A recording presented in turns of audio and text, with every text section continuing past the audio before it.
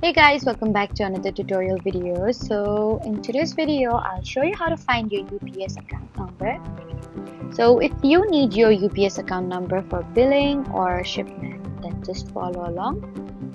First, sign into your UPS account on the website and go to your account settings or payment information. And if you have a UPS shipping account, your account number is usually displayed in the account details section. You may also find it on previous UPS invoices, shipping receipts, or billing statements.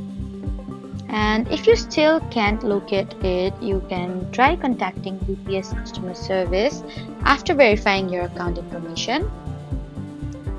So that was how to find your UPS account number. Don't forget to like, comment, and subscribe for more helpful tutorials. Thank you for watching.